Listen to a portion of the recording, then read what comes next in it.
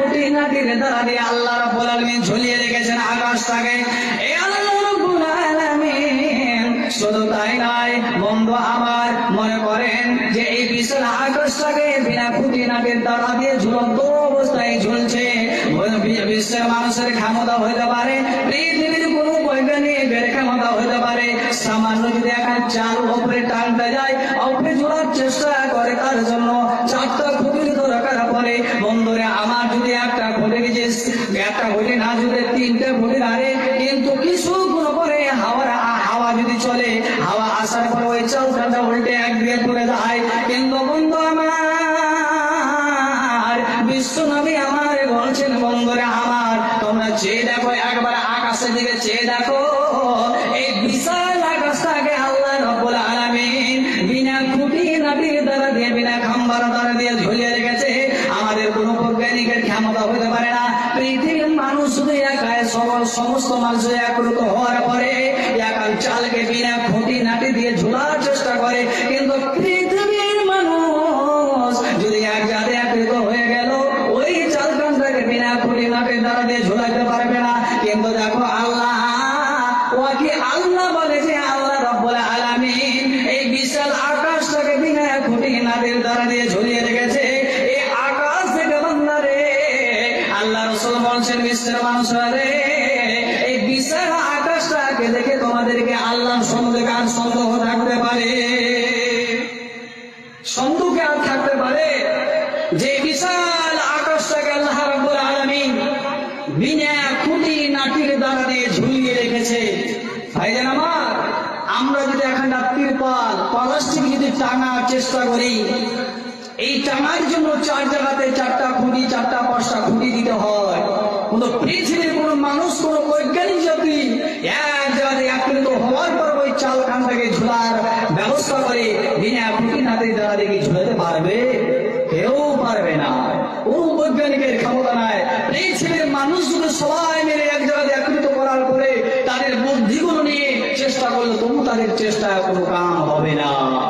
কিন্তু আল্লাহ রাব্বুল আলামিনের নবী বলেন, এই বিশ্বের মানুষেরা শোনো রে, একবার চেয়ে দেখো, একবার চেয়ে দেখো, আকাশের দিকে চেয়ে দেখো, এত বড় বিশাল আকাশটাকে আল্লাহ রাব্বুল আলামিন বিনা খুঁটিনাটির দ্বারা দিয়ে, বিনা খাম্বার দ্বারা দিয়ে আল্লাহ রাব্বুল আলামিন ঝুলিয়ে রেখেছে।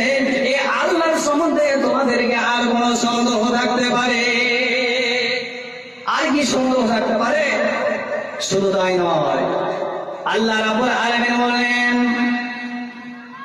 ও ফিল আরজ, এই জমিনে যে আমরা চলাফেরা করি, এই জমিনে আমরা বাড়ি গাড়ি করি, কতগুলো অট্টালিকা বানাই, কতগুলো ভারী ভারী ভারী ভারী আমরা গাড়ি চলাফেরা করি এই জমিনের উপরে, কতগুলো বিজনেস করি, কতগুলো কারখানা তৈরি করে রাখি। কিন্তু বন্ধুরা আমার, এই জমিনটাকে একবার গবেষণা করে দেখেছো? একবার চিন্তা ভাবনা করে দেখেছো? আমরা যদি একটা বাড়ি করি, একটা বাড়ির জন্য একটা টেবিলের দরকার হয়, আর ওই টেবিলটা যখন আমরা কোথায় পানি নেওয়ার জন্য, জল ব্যবস্থা করার জন্য আমরা কোথায় থেকে পানির ব্যবস্থা করি?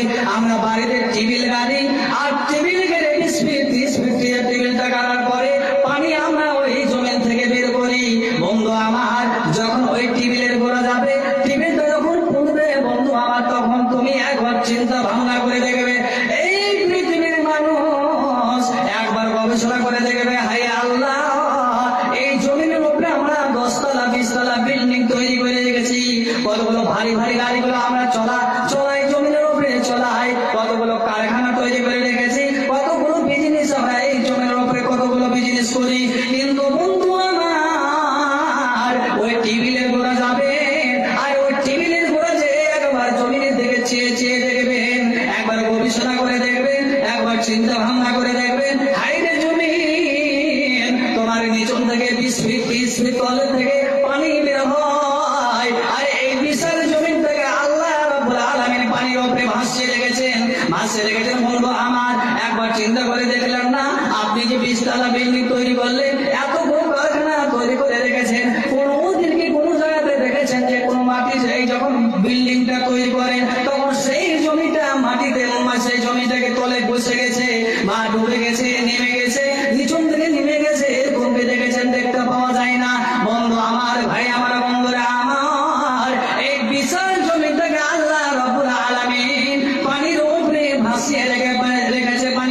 ভাসিয়ে রেখেছেন। আমরা কোনোদিন চিন্তা ভাবনা করেছি? আমরা একবার জমিনটাকে দেখেছি যে এই জমিনটা আমাদের, যেই জমিনের উপরে আমরা চলাফেরা করি, কারখানা করি, বিজনেস করি, কতগুলো গাড়ি আমরা চলাফেরা করি, গাড়ি নিয়ে যাওয়া আসা করি, এই জমিনটা পানির উপরে আল্লাহ রাব্বুল আলামিন ভাসিয়ে রেখেছেন, পানির উপরে ভাসিয়ে রেখেছেন।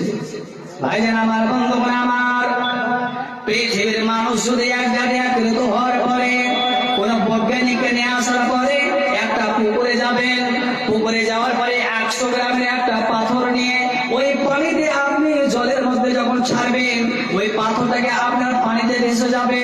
বন্ধু আমার, সঙ্গে সঙ্গে পাথরটা যেন তলমরে বসে যায়।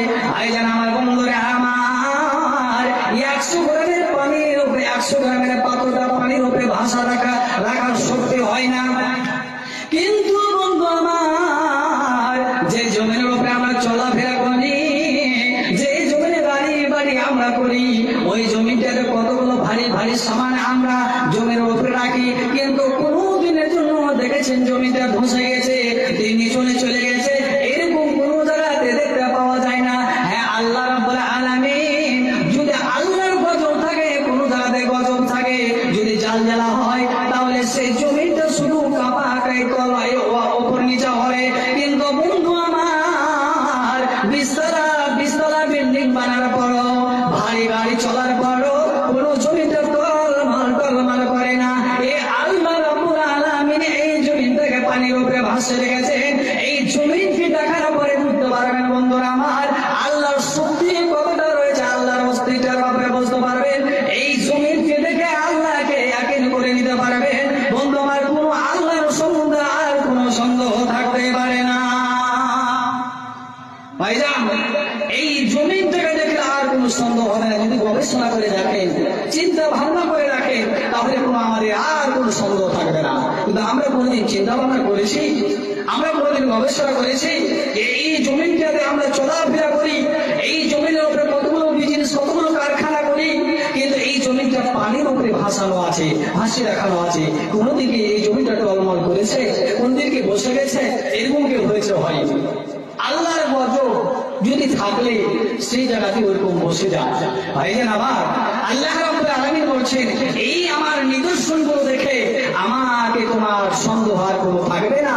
আর কোনো সন্দেহ থাকবে না, তখন তুমি ইয়াকিন করে নেবে, তুমি নিশ্চিন্ত হয়ে যাবে।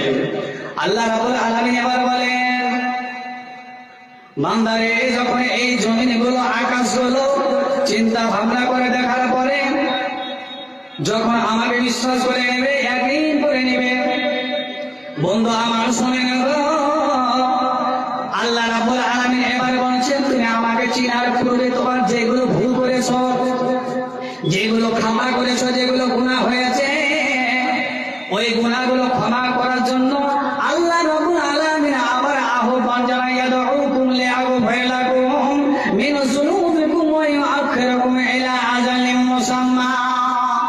আল্লাহ রাব্বুল আলামিন বলেন, বান্দারে, এসো বান্দা, আমার কাছে এসো, তোমাদের আহ্বান জানাই, আমি তোমাদের আহ্বান করছি, এসো বান্দা এসো। আমাকে চিনার পূর্বে তোমাদের দ্বারা দিয়ে যে ভুলগুলো হয়েছে, যে খাতাগুলো করে দিয়েছো, যে গুনাহগুলো করে ফেলেছো, বান্দা আমি তোমাদের ওই গুনাহগুলো, সমস্ত গুনাহগুলো আমি আল্লাহ ক্ষমা করে দেব। আমি তোমাদেরকে আহ্বান জানাই তুমি এসো। তোমাদের আমি নির্দিষ্ট একটা সময় দিয়ে দিয়েছি, ওই সময়ের মধ্যে তোমরা এসো। নির্ধারিত সময় বেঁধে দিয়েছি, ওই সময়ের মধ্যে তুমি এসো। আমি আল্লাহ তোমাদের পূর্বের গুনাহগুলো, তোমাদের খাতাগুলো ক্ষমা করে দিব। আমি তোমাদের আমি আহ্বান জানাই, তোমাদের গুনাহগুলো ক্ষমা করার জন্য আমি অবকাশ রয়েছি। আল্লাহ রাব্বুল আলামিন কত বড় আবার। বন্ধু আমার, চিন্তা ভাবনা করেন, আল্লাহকে ইয়াকিন করার আগে যেই তোমার দ্বারা দিয়ে খাতা হয়েছে, ভুল হয়েছে, আমাদেরকে সময় দিচ্ছেন। ওই সময়ের মধ্যে যদি আমরা এসে আল্লাহর কাছে তোবা করি, তাহলে আল্লাহ রাব্বুল আলামিন আমাদের তোবা কবুল করবেন, আমাদের গুনাহগুলো ক্ষমা করে দিবেন। এই যে আল্লাহ রাব্বুল আলামিন আহ্বান করছেন, ডাক দিচ্ছেন সময়ের মধ্যে। কিন্তু এই সময় শেষ হয়ে গেলে আর আপনার তোবা কবুল হবে না। আল্লাহর কাছে কানুতি মিনতি মাথা ঠুকে ঠুকে রক্ততে রক্তিত করে করে দিল, আপনার আল্লাহ রাব্বুল আলামিন আপনার তওবা আর কবুল করবে না। কিন্তু ভাইজান, এইগুলো দেখার পরে একবার কি আমরা দিলে হাত দিয়ে দেখেন, আমরা আল্লাহকে কি একবার ভয় করেছি? যে এতগুলো ভুল করলাম, এতগুলো পাপ করলাম, এতগুলো খাতা হয়েছে, কিন্তু আমার কখনো সাহিত্য শেষ হয়ে যাবে, মরে যাব, কিন্তু আল্লাহকে যে তওবা করেছি, করিনি। ভাইজান, আহ্বান দিচ্ছে, আহ্বান করছে, কিন্তু আল্লাহ ডাকে সাড়া দিই না, আল্লাহর ডাকে সাড়া দিই না, আমাদের শেষ হয়ে যাবে, প্রাণের পাখি উড়ে চলে যাবে। তখন আমরা বুঝতে পারবো, তখন জানতে পারবো। এই বন্ধু আমার, এই আয়াত আমাদের বোঝা গেল যে আল্লাহ রাব্বুল আলামিন তার আকাশ এবং জমিনকে দিয়ে তার অস্তিত্বের ব্যাপারে, তার ক্ষমতার ব্যাপারে জানার জন্য আল্লাহ রাব্বুল আলামিন আহ্বান করলেন। বন্ধু আমার, কিন্তু আমরা সেইগুলো লক্ষ্য করি না, সেগুলো অনুভব করি না, সেগুলো আমরা একবার চিন্তা ভাবনা করে দেখি না। ফুল বহুত হ্যায় খুশবু বহুত গে, মেরা দিলদার কোই নেহি হে, কর লো বানা मैं तेरा या रब, तू ही मेरा दिलदार है, तू ही मेरा दिलदार है। ठंड में कितना तेरा सेवा, यारो तुझ जैसा कोई दिलदार नहीं है, कर लो ताना मैं तेरा या रब, तू ही मेरा दिलदार है। क्या ही महारत, क्या ही करामत, क्या ही करिश्मा तेरा है, क्या ही महारत, क्या ही करामत, क्या ही करिश्मा तेरा है।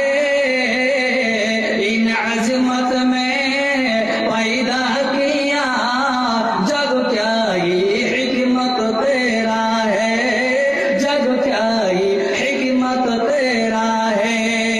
फूल बहुत है खुशबू बहुत है, मेरा दिलदार कोई नहीं है, कर लो ताना मैं तेरा या रब, तू ही मेरा दिलदार है। रोशन सूरज चांद सितारे, अंबर पर किया सुंदर है, धरती पर या लाल गुलाबी फूल क्या ही सुंदर है, फूल क्या ही सुंदर है। ভাইজান আমার, বন্ধুরে আমার, একবার লক্ষ্য করে দেখেন, আকাশের মধ্যে কত চাঁদ সদ্র করে টকটক করে জ্বলে, এই ধরতির মধ্যে দেখবে কত সুন্দর গুলো গাছপালা রয়েছে, ফুল রয়েছে। আল্লাহ রাব্বুল আলামিন অনেকগুলো জমিনের উপরে নিদর্শন দিয়ে রেখেছেন, একটা দুটা নয় বন্ধু আমার, লক্ষ লক্ষ কোটি কোটি নিদর্শন আল্লাহ রাব্বুল আলামিন দিয়ে রেখেছেন।